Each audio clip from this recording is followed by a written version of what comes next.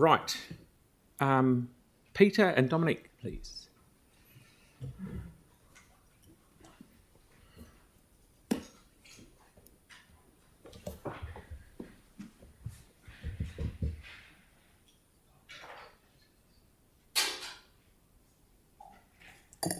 Good afternoon. Can I just confirm that we have 10 minutes? That's what we were originally told, right? Yes. Oh, yes. Thank you. I'll give you 11 if you like. Right. Well, good afternoon. I thank you for the opportunity to speak to you this afternoon. Last year I made a submission to the long-term plan asking Council to consider contributing $2 million for the proposed Te Waka Lyttelton Museum. A resolution from Council was a request that staff work with the Museum Society to develop a funding proposal for a future annual plan process. With staff input, a funding proposal in the form of a business plan has been completed and delivered to Council, along with letters of support from various community organisations. The business case sets out a project cash flow over 5 years amounting to $14 million. At the time of last year's long-term plan process, Dominique was working on a fundraising feasibility study, and once I have finished talking, she will explain the aim of that study and her findings. I'd briefly like to outline the case for a new museum in Lyttelton. A site for the purpose of a museum was gifted to the to the Society several years ago by Council, and we have developed the site, placed a cabin on it, which we use for research, administration and meetings. The site on London Street is a prominent one next to the Lyttelton Library and diagonally opposite the popular Albion Square. The Society's collection is a core strength and is valued for being unique, comprehensive and relevant, and with a significant part of it relating to Antarctica.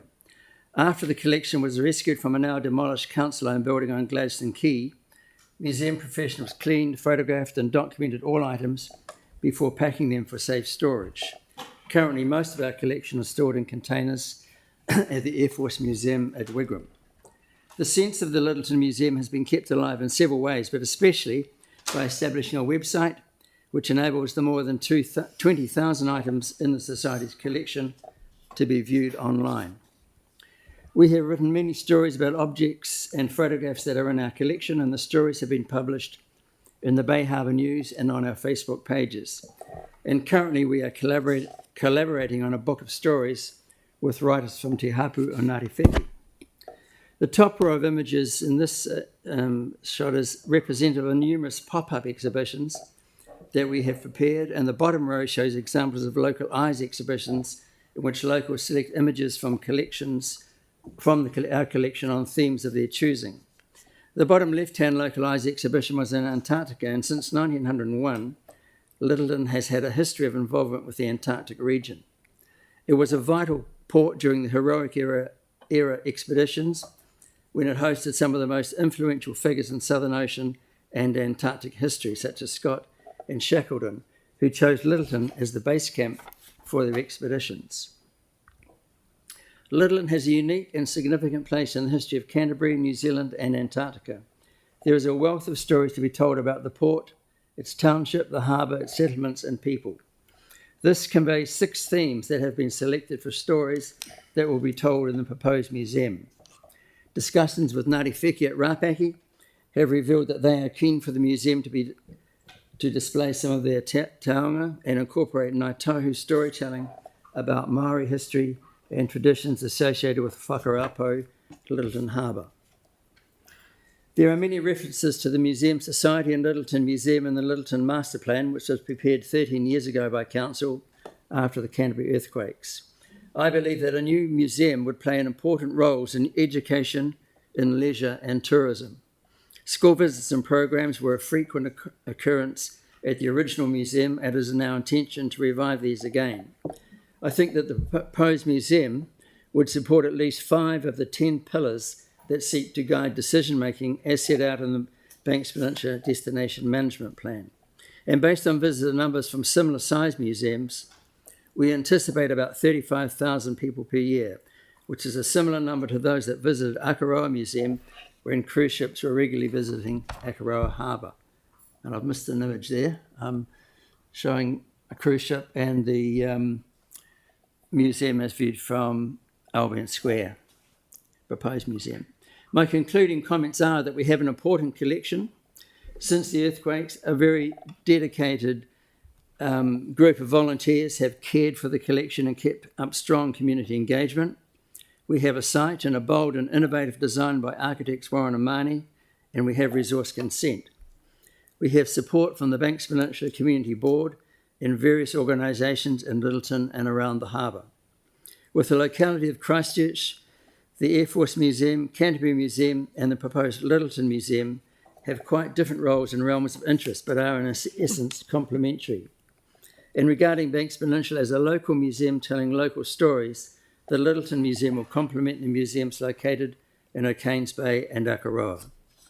Because of significant sources of funding, which were anticipated to be available at the time the resource consent was granted, have been terminated, and Dominic will explain that, the Museum Society, the Lyttelton community and other communities around the harbour would be extremely grateful if Council assisted in a substantial way, perhaps over several years, funding the proposed Te Awaka Lyttelton Museum. Thank you. So in May 2024, I was engaged to undertake a fundraising feasibility study for the proposed new museum on London Street in Lyttelton. The aim of the study was threefold: to assess whether the project remains a priority for the community, to determine if the fundraising goal of 14 million is achievable in today's economic climate, and to gauge if there are the volunteers with the necessary expertise and drive needed to lead a fundraising campaign. Let me share with you the findings of the study. Firstly, I'm pleased to report that the support for this project is overwhelming. Every single person interviewed, representing a broad spectrum of community members, local business owners and government representatives, agreed that the museum is of immense value to Lyttelton. Many described it as an opportunity to unite the community, drive economic revitalisation and restore the heart of London Street in the wake of the earthquakes. The importance of this project to the Lyttelton and Whakaraupo communities cannot be overstated. Secondly, while there's strong support, there are concerns around the fundraising target. Approximately half of those interviewed believed that the 14 million is an ambitious target given the current financial environment. Central government recently announced the closure of key funding sources like the Regional Culture and Heritage Fund, and there's uncertainty about when or if other funds will reopen. However, there's still optimism about the potential for large donations and institutional support, though it's clear that without one or more significant contributions, raising the necessary funds will be a challenge. The feasibility study also identified a network of potential volunteers. 60% of the people interviewed expressed willingness to contribute in some capacity in the fundraising efforts. This shows that the community is ready and eager to support this project in any way they can. But of course, we cannot proceed without addressing the financial hurdle. The current funding environment is tough. I lost my spot. Many charitable organisations are facing cuts and grants are becoming more competitive. To succeed, the museum will require support from larger institutions, philanthropic bodies, and potentially from the Christchurch City Council. And in fact, for this project to move forward, the contribution of the council would be crucial. Here's where your support becomes vital. The study suggests that a partnership model could work, similar to what we've seen with other major projects in Christchurch, where the council plays a pivotal role in funding the construction of the building. This would allow the community to focus on raising the fit-out costs and operational funding. Such a model would mitigate the financial risk and make the project more feasible. However, I acknowledge that this is a difficult time for the council as well. The community has seen significant investments in projects like the Court Theatre, and I know that councillors are facing pressures from ratepayers about the need to prioritise essential services. Yet I believe that this museum has the potential to be more than just a building. It's an investment in our heritage, our culture, and our community. We're at a crossroads. The community has waited since 2011 for a new museum, and the support is there, but we need the right financial commitment to make it happen. I urge the council to consider stepping forward as a key partner in this project. Your investment in the construction of the museum would not only ensure that Lyttelton gets the museum it deserves, but would also signal your commitment to supporting local community culture and community-driven projects. In conclusion, the feasibility study shows that the Lyttelton Museum project has strong community backing, dedicated volunteers and potential funding sources, but it cannot succeed without a significant contribution from the council. I believe this project is worthy of your financial support, and I will hope you will consider partnering with the community to make it a reality. Thank you. Okay, Tyrone. No time for questions. I'm just You really do have magical powers. It's like you can read my mind. Brilliant. Thank you for that very comprehensive and, might I add, convincing deputation. It certainly got me over the line. So I understand, so obviously the full cost of the project is 14 million-ish. And you're completely committed to, if you could, you'd fundraise all of it, but obviously you need something to leverage off, right? That's where council can come in to be able to give you that helping hand. Is there any kind of provision for a kind of a minimum viable product within the build? Does it have to be done all at once, or can it be done in stages? We have talked to a building construction consultant, and he has suggested, although he hasn't gone into any detail, that we could perhaps build the basement and the London Street floor, and have it engineered, obviously, that we could add the upper story at a later date. So it is. He said it's not impossible. It has been, that sort of thing has been done before. Okay. Yeah. But we haven't worked out the costing of what that would be at this point. Yeah. Thank you. okay. Yanni, please. Just thank you for the submission. I was just wondering if you could just quickly remind me, around at the time of the earthquake, was there insurance? Was it a council building that was insured, or was it a community-owned building that was insured? And what was the insurance settlement? Thank you.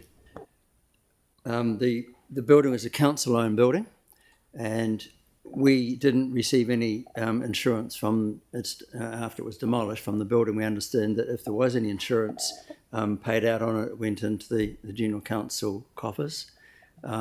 We did receive some insurance from the loss of or damage to display cabinets and loss of a little bit of the collection. I think we got probably 95% of the collection out of the damaged building. And we used that insurance money to pay some museum professionals to work over the collection and package it, catalogue it, digitise it and so on. So we didn't really, nothing from the actual building itself. So was there ever any agreement with council about replacement value or commitment to replacement, given it was a council building? Not that I'm aware of, no. And I wasn't sort of involved in the committee and as a president in those days. Okay, we're out of time, but Sarah, and then we'll call it a day. Thank you. Thank you. I remember the old one really fondly, especially the Antarctic collection. Have you, given the funding challenges, and while the current design is beautiful, have you considered getting a new design that is cheaper and easier to build? It might be worth the investment to save many millions that way as well.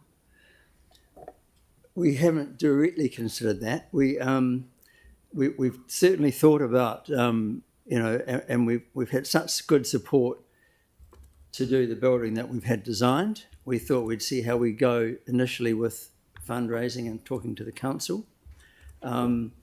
The building construction consultant we've talked to said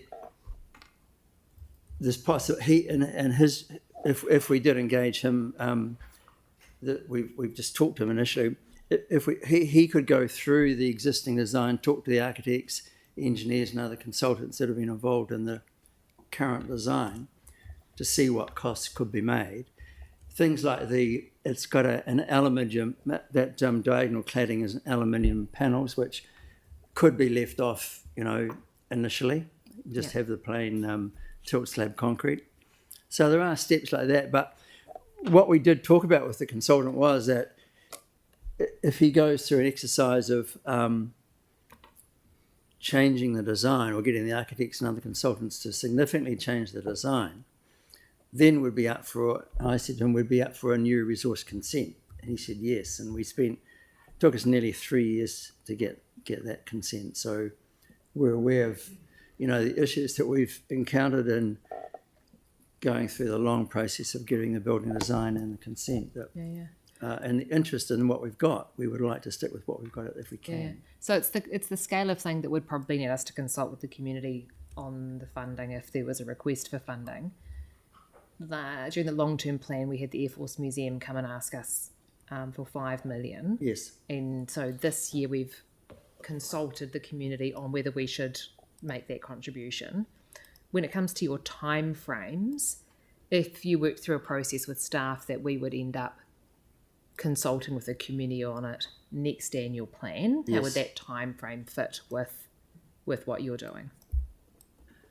Well, I think it would, because the time frame that we've had has been pushed out for so many reasons, like COVID caused delays in getting our consultants on to complete the work for the resource consent. As I said, there was a big hiccup with the resource consent, and that pushed that another 18 months.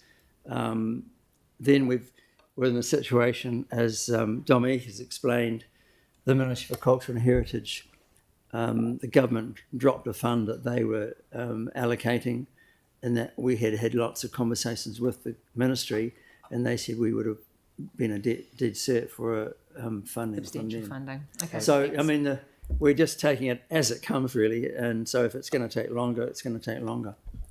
Okay, thank you very much for coming in, both of you. Thank you.